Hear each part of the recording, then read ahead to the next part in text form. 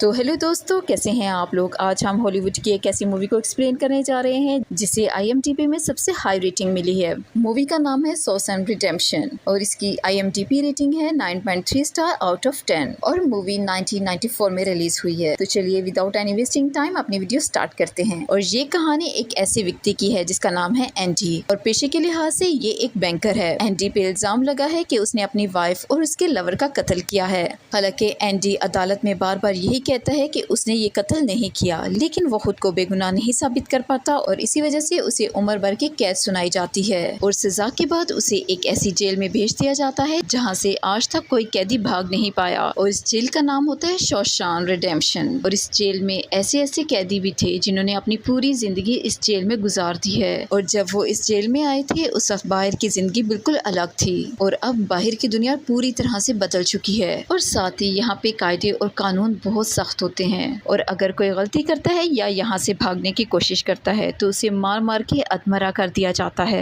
Andy बहुत दिनों तक किसी से कोई बात नहीं करता और एक दिन वो यहाँ पे एक कैदी से मिलता है जिसका नाम होता है रेड यहाँ पे बाहर से किसी भी चीज को मुहैया करवा सकता है। उसे इस जेल में पूरे 20 साल हो चुके हैं। अब एंडी उसके पास जाता है और उससे कहता है कि क्या तुम मुझे पत्थर तराशने वाली छोटी हथौड़ी मंगवा के दे सकते हो। अब रेड उससे पूछता है कि तुम उसका क्या करोगे। तो एंडी कहता है कि मैं पहले पत्थर तराशने का काम किया करता था और ये काम मैं जेल में भी करना चाहता हूँ। रेड कहता है ठीक है, लेकिन इसके लिए तुम्हें $20 देने पड़ेंगे। रेड एंडी को आगाह भी करता है और वो उसे 3 कैदी दिखाता है और उसे कहता है कि इन तीनों की तुम पे गंदी नजर है। एंडी उससे कहता है कि अगर मैं उन्हें ये बता दूं कि मैं गे नहीं हूँ तो।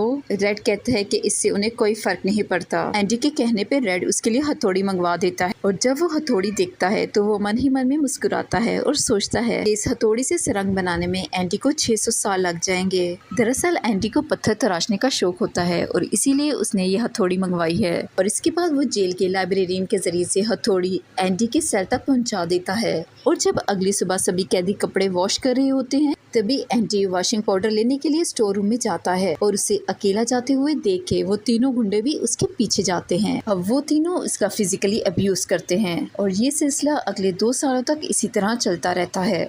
एंडी ने कभी भी किसी से इसकी कोई शिकायत नहीं की थी। उसकी बॉडी पे हमेशा चोटों के निशान रहते और चेहरे पे एक अजीब सी खामोशी। और एक दिन छत की मरम्मत करने के लिए कुछ कैदियों को चुना जाता है और इनमें रेड और एडी भी शामिल होते हैं और इस काम का जो इंचार्ज होता है उसका नाम हैंडली होता है। हैंडली थोड़ा सा परेशान था। वो अपने वर्कर्स को बताता है कि उसके भाई ने उसके नाम $30,000 भेजे हैं, लेकिन इसका कोई फायदा नहीं क्योंकि सारा का सारा पैसा सरकार को टैक्स के रूप में चला जाएगा। एंडी और उसके साथी भी ये बात सुन रहे होते हैं। एंडी हैंडली के पास जाता है, उससे पूछता है क्या तुम अपनी बीवी पे यकीन करते हो। और ये बात सुनते ही हैंडली को गुस्सा आ जाता है और वो एंडी को पकड़ के छत के किनारे ले जाता है, लेकिन इससे पहले कि वो इसे छत से नीचे फेंकता। लेकिन इससे पहले एंडी उसे बताता है कि गवर्नमेंट का एक रूल है कि कोई भी आदमी अपनी बीवी को 60,000 तक पैसे दे सकता है और इस पैसे पे किसी तरह का कोई टैक्स नहीं लगता और इस काम के लिए तुम्हें एक वकील की जरूरत होगी, लेकिन ये काम मैं तुम्हारे लिए फ्री में कर दूंगा और बदले में तुम मेरे सारे साथियों को 3-3 बियर्स पिला देना। और अगले दिन हम देखते हैं कि एंडी के सभी साथी छत पे बियर का मजा ले रहे होते हैं, जिसका मतलब साफ था कि एंडी ने हैंडली का काम कर दिया है। और कुछ अरसे के बाद इस जेल में सभी कैदियों को एक फिल्म दिखाई जाती है, लेकिन एंडी इस कमरे से बाहर चला जाता है। लेकिन जब वो बाहर जाता है तो वो 3 आदमी जो कि उसको फिजिकली अब्यूज कर रहे थे वो इसे पकड़ लेते हैं। वो उसे इस कमरे में ले जाते हैं जहाँ पे ये फिल्म चलाई जा रही थी।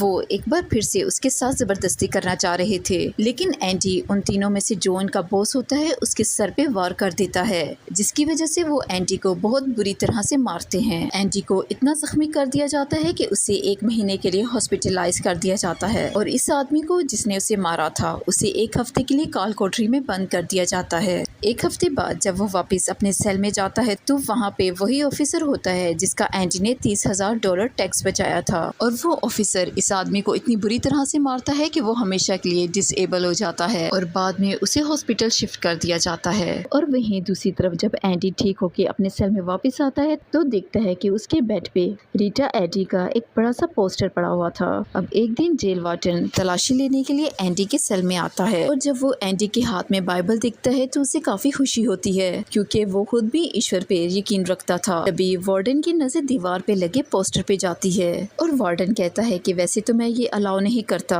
लेकिन कभी कभी इसे नजरअंदाज किया जा सकता है। दरअसल वार्डन तलाशी के बहाने एंडी को परखना चाहता था, लेकिन उसे यहाँ पे कोई भी इलीगल चीज नहीं मिलती। तभी वो जाने से पहले एंडी को उसकी बाइबल वापस कर देता है और कहता है कि मुक्ति का रास्ता इसी में है। और अब अगले दिन वार्डन एंडी को अपने ऑफिस में बुलाता है और उससे कहता है कि तुम्हारे जैसे पढ़े लिखे आदमी के लिए मेरे पास एक काम है। और वार्डन उसे असिस्टेंट लाइब्रेरियन बना देता है। इसका मतलब ये था कि एंडी अब से ब्रूक के अंदर काम करेगा, जो पिछले 50 सालों से इस लाइब्रेरी को संभाल रहे हैं। वहीं दूसरी तरफ जेल में जितने भी ऑफिसर थे सभी को पता चल जाता है कि एंडी एक फाइनेंशियल सेल मैनेजर है और उसने हैंटली के $30,000 बचाए थे और इसीलिए ज्यादातर ऑफिसर उसी से ही अपना टैक्स रिटर्न फाइल बनवाते हैं। और धीरे धीरे एंडी का काम इतना ज्यादा बढ़ गया था कि उसे अपने साथ एक असिस्टेंट रखना पड़ा, जो कि कोई और नहीं बल्कि उसका सबसे अच्छा दोस्त रेड होता है। अब एक दिन जब एंडी बाहर बैठा होता है तो एक शख्स दौड़ता हुआ उसके पास आता है और उन्हें फौरन अंदर जाने का कहता है। और वहाँ जाके वो देखते हैं कि ब्रूक्स ने एक कैदी के गले पे चाकू रखा हुआ था, क्योंकि ये शख्स ब्रूक को बताने आया था कि तुम्हारी बाकी की सजा माफ हो गई है। लेकिन ब्रूक इस जेल से बाहर नहीं जाना चाहते थे क्योंकि पिछले 50 सालों से यही उनका घर था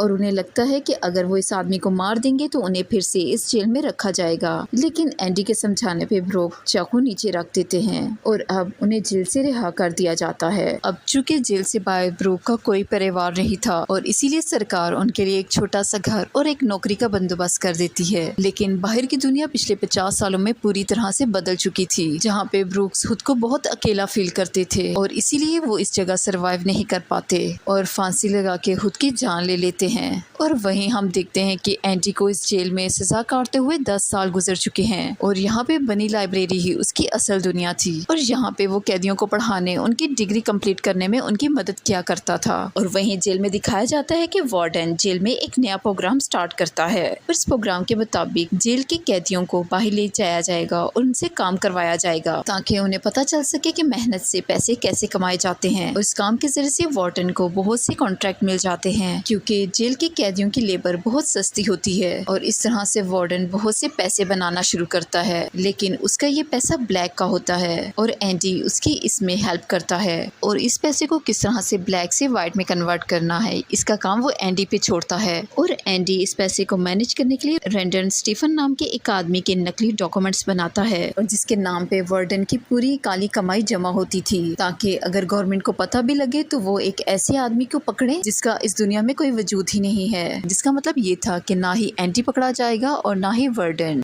अब एंडी अपने दोस्त रेड को बताता है कि जेल से बाहर वो एक ईमानदार आदमी हुआ करता था, लेकिन वार्डन के लिए ये सब कुछ करना मेरी मजबूरी है और अगर मैं उसके लिए काम नहीं करूंगा तो वो लाइब्रेरी को मिलने वाला फंड रुकवा देगा। अब कुछ दिन बाद जेल में एक नया कैदी आता है जिसका नाम टॉमी था और इसे चोरी करने के जुर्म में 2 साल की सजा हुई थी। लेकिन एंडी से मिलने के बाद उसे पता चलता है कि एंडी ने कई कैदियों की जिंदगी संवारने में, उनकी डिग्री कंप्लीट करवाने में हेल्प करी है। अब टॉमी के अंदर भी पढ़ने का शौक पैदा हो जाता है और वो एंडी से कहता है कि मैं अपने हाई स्कूल की स्टडी पूरी करना चाहता हूँ ताकि मैं जब इस जेल से बाहर निकलूँ तो अपने बीवी बच्चों को एक अच्छी जिंदगी दे सकूँ। और अब वो टॉमी को पढ़ाना शुरू कर देता है और टॉमी धीरे धीरे चीजें सीखने लगता है। एक दिन टॉमी रेड से पूछता है कि एंडी इतना पढ़ा लिख के, इतना स्मार्ट होके कैद में क्यों है? तो रेड उसे बताता है कि एंडी पहले एक बैंकर हुआ करता था, लेकिन एक दिन उसने अपनी वाइफ और उसके लवर को साथ में पकड़ लिया और उन्हें गोली मार दी और इसीलिए वो उम्र कैद की सजा काट रहा है। तभी टॉमी को कुछ याद आता है तो वो बताता है कि आज से 4 साल पहले जब मैं एक जेल में चोरी की सजा काट रहा था तो वहाँ पे मैं एक कैदी से मिला था जिसने मुझे बताया कि एक रात जब वो चोरी करने के लिए गया तो घर का ओनर जाग गया और उस आदमी ने मुझे पकड़ लिया, तो इसीलिए मैंने उस आदमी को और उसकी वाइफ को गोली मार दी। और बाद में मुझे पता चला कि वो दोनों हस्बैंड वाइफ नहीं बल्कि लवर थे और वो लड़की किसी बड़े बैंकर की बीवी थी और इस लड़की के कत्ल के इल्जाम में उस बैंकर को यानी उसके के हस्बैंड को ही गिरफ्तार कर लिया गया और वो बैंकर कोई और नहीं बल्कि एंडी ही था, जो कि बेगुनाह होते हुए भी पिछले 19 सालों से यहाँ पे सजा काट रहा था। और जैसे ही एंडी को ये बात पता लगती है तो वो फौरन से वार्डन के पास उसे मिलने के लिए जाता है और उसे सारी सच्चाई बताने लगता है। वो इससे कहता है कि अगर किसी तरह से उस शख्स को पकड़ लिया जाए तो मैं बेगुनाह साबित हो सकता हूँ और मेरी सजा माफ हो जाएगी। लेकिन वार्डन उसकी किसी बात पे यकीन नहीं करता, क्योंकि वो जानता था कि एंडी उसके ब्लैक मनी को वाइट में कन्वर्ट करता है और इसीलिए वो इसे यहाँ से जाने नहीं दे सकता था। एंडी इनडायरेक्टली उससे कहता है कि मैंने जो भी तुम्हारे पैसे के साथ किया है मैं बाहर जाके किसी को इसके बारे में नहीं बताऊंगा। और इस बात से वार्डन बहुत ज्यादा भड़क जाता है और वो एंडी को 1 महीने के लिए काल कोठरी में बंद करवा देता है। अब वार्डन को उसकी सच्चाई जाहिर होने का खतरा सताने लगता है और इसीलिए वो टॉमी को मिलने के लिए जेल के पिछले हिस्से बुलाता है और उसे यहाँ पे गोली मरवा देता है। अब अगले दिन वो एंडी से मिलने के लिए उसके सेल में जाता है और वो बताता है कि टॉमी ने यहाँ से भागने की कोशिश की थी और इसीलिए मजबूरी में हैंटली को उसे मारना पड़ा। हालांकि एंडी जानता था कि वो झूठ बोल रहा है और इसलिए वो वार्डन से कहता है कि अब से मैं तुम्हारा कोई काम नहीं करूंगा, तुम अपना काम किसी और से करवाओ। और वार्डन उसे धमकी देते हुए कहता है कि अगर तुमने मेरा काम ना किया तो मैं वापस से तुम्हें उन्हीं दरिंदों के बीच में भेज दूंगा जो तुम्हें फिजिकली अब्यूज करेंगे और साथ ही उस लाइब्रेरी को भी आग लगवा दूंगा। और इसके बाद वार्डन एंडी को फिर से 1 महीने के लिए काल कोठरी में बंद करने का कहता है ताकि वो पूरी तरह से टूट जाए। अब 2 महीने बाद हम देखते हैं कि एंडी सजा काट के बाहर बैठा था। तभी उसका दोस्त रेड एंडी के पास आता है और देखता है कि आज एंडी बहुत ज्यादा उदास है। तभी एंडी रेड से पूछता है क्या तुम इस जेल से कभी बाहर निकल पाओगे? और रेड कहता है हाँ, शायद जब मैं बूढ़ा हो जाऊंगा और मेरा दिमाग काम करना बंद कर देगा। तभी एंडी उसे कहता है कि जब मैं यहाँ से निकलूंगा तो मैं मेक्सिको में समंदर के किनारे जाऊंगा और इस जगह के बारे में कहते हैं कि इंसान वहाँ पे जाके खो जाता है और इसीलिए मैं बाकी की जिंदगी वहीं बताना चाहता हूँ। और वहाँ बीच पे मैं एक छोटा सा होटल खोलूंगा, कुछ पुरानी नाव खरीद के उनकी मरम्मत करूंगा और अपने दोस्तों के साथ समंदर में मछलियाँ पकड़ने के लिए निकल जाऊंगा। एंडी रेड से कहता है कि तुम मुझसे एक वादा करो कि जब भी तुम इस जेल से बाहर निकलोगे तो मेरा एक काम करोगे। तो वो उससे कहता है कि वेस्टर्न के बाहर एक बहुत बड़ा मैदान है जहाँ पे एक बहुत बड़ा पेड़ है। उस पेड़ के साथ पत्थर की एक दीवार है जिसमें काले रंग का एक पत्थर लगा है। तुम इस पत्थर को हटाना और यहाँ से जो भी तुम्हें मिले अपने पास रख लेना। रेड उससे पूछता है कि उस पत्थर के नीचे क्या है, लेकिन एंडी उससे कहता है कि उसके लिए तुम्हें खुद वहां जाना होगा। और अब रेड को लगने लगा था कि शायद एंडी की दिमागी हालत ठीक नहीं है। और अब शाम के वक्त जब सभी लोग खाना खा रहे होते हैं तो एंडी वहाँ पे नहीं होता। तभी उनका एक साथी उन्हें बताता है कि आज एंडी उसके पास एक रस्सी लेने आया था और ये सुन के रेड काफी ज्यादा परेशान हो जाता है। तभी एंडी को दिखाया जाता है जो कि वार्डन का काम करने में मसरूफ था और जब काम खत्म हो जाता है तो वो वार्डन के पास आता है और वार्डन अपने सारे डॉक्यूमेंट्स एक सिगरेट तिजोरी में रखवा देता है और जाने से पहले वो एंडी को कपड़े और जूते देता है और वो कहता है कि कपड़े धुलवा देना और जूते अच्छी तरह से साफ कर देना। और एंडी जूते साफ करके अपने सेल में चला जाता है। लेकिन उसका दोस्त रेड एंडी को लेके आज बहुत ज्यादा परेशान था। उसे शक होता है कि आज रात एंडी अपने साथ कुछ गलत न कर दे। और अब जब सुबह होती है तो सभी कैदी अपने अपने सेल से बाहर आते हैं, लेकिन एंडी सेल से बाहर नहीं आता। और जब गार्ड उसे लेने के लिए अंदर जाता है तो यहाँ का नजारा देख के हैरान रह जाता है क्योंकि एंडी अपने सेल से गायब था। और दूसरी तरफ वार्डन जब अपने जूते पहनने के लिए बॉक्स खोलता है तो देखता है कि इसमें एंडी के जूते थे। और तभी वार्डन भाग के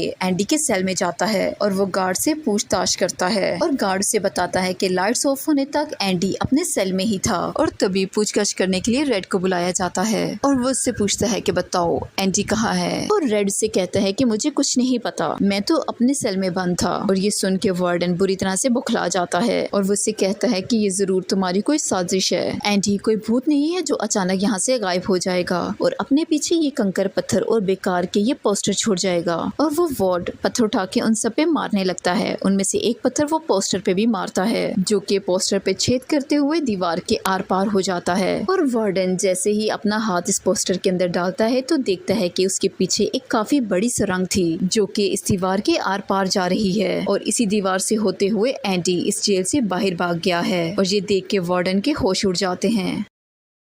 और इसके बाद एंडी को ढूंढने के लिए सर्च ऑपरेशन किया जाता है। तभी उन्हें एंडी के पुराने कपड़े, साबुन और एक हथौड़ी मिलती है और ये वही हथौड़ी होती है जो कि आज से 20 साल पहले उसने रेड से मंगवाई थी। यानी एंडी पिछले 20 सालों से इस हथौड़ी का इस्तेमाल सुरंग बनाने के लिए कर रहा था और साथ ही यहाँ से जो भी मिट्टी निकलती एंडी उसे अपने पॉकेट में डाल के बाहर मैदान में फैला देता था। रेड को लगता था इस छोटी सी हथौड़ी से सुरंग बनाने में एंडी को 600 साल लग जाएंगे, लेकिन एंडी ने ये कारनामा सिर्फ 20 सालों में ही कर दिखाया और साथ ही वो वार्डन के डॉक्यूमेंट्स को बदल के अपने साथ ले जाता है, जिसमें वार्डन अपने काले धन का हिसाब रखता था और साथ ही वो कपड़े और जूते जो कि एंडी को साफ करने के लिए दिए गए थे वो अपने कपड़ों के नीचे पहन लेता है। और जब सेल की लाइट ऑफ होती है तो वो अपना सारा सामान एक पॉलीथीन बैग में रखता है और इस पॉलीथीन को रस्सी की मदद से अपने पैर में बांध लेता है और सुरंग से होते हुए जेल के पिछले हिस्से में पहुंच जाता है और यहाँ पे पहुंच के वो गटर का एक पाइप तोड़ता है, उसके अंदर से रिंगता हुआ वो बाहर निकलता है। ये पाइप बदबू से भरा हुआ था और काफी ज्यादा लंबा भी था, जिसे आज तक कोई भी पार नहीं कर पाया था, लेकिन एंडी ने ये कर दिखाया और वो इस पाइप से होते हुए जेल से बाहर निकल आता है और यहाँ पे वो खुद को आजाद महसूस कर रहा था।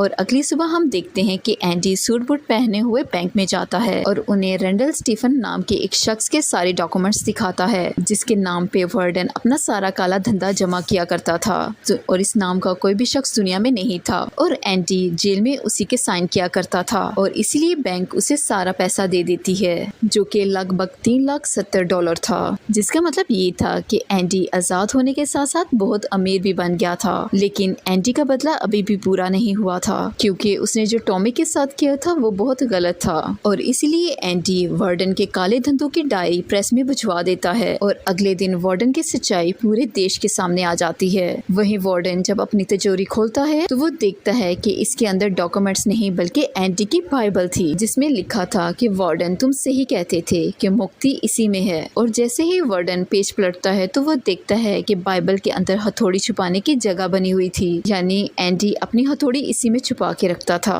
और इसीलिए वार्डन जब 20 साल पहले उसके सेल में तलाशी लेने गया था तो उसे यह हथौड़ी नहीं मिली थी। और अगली सुबह हम देखते हैं कि पुलिस वार्डन को गिरफ्तार करने के लिए पहुंच चुकी थी, लेकिन वार्डन खुद को गिरफ्तार नहीं करवाना चाहता था और इसीलिए वो खुद को गोली मार देता है। और इसके बाद हम देखते हैं कि रेड को एक पोस्ट कार्ड मिलता है जिसके पीछे एक एड्रेस लिखा हुआ था। ये पोस्ट कार्ड एंडी ने ही उसे भेजा था और अब सरकार रेड की बाकी की सजा भी माफ कर देती है और 40 साल बाद उसे जेल से रिहा कर दिया जाता है। और अब जब रेड जेल से बाहर आता है तो उसे अपने दोस्त के साथ किया हुआ वादा आज भी याद आता है और अगले दिन वो बोस्टन शहर के लिए निकल जाता है और यहाँ पहुँच के वो इस मैदान को ढूंढता है जहाँ पे बहुत ज्यादा घास था और एक बहुत बड़ा दरख्त था और इस पेड़ के साथ पत्थर की एक दीवार बनी है। और जब वो वहाँ पे पहुँचता है तो देखता है कि यहाँ पे सब कुछ वैसा ही था जैसा एंटी ने उसे बताया था और रेड यहाँ पे ब्लैक कलर के उस पत्थर को ढूंढ लेता है और जब उसे हटाता है तो देखता है कि उसके नीचे एक बॉक्स पड़ा है। अब रेड खुश होते हुए इस बॉक्स को खोलता है और देखता है कि इसके अंदर एक लेटर और कुछ पैसे हैं और इसमें लिखा था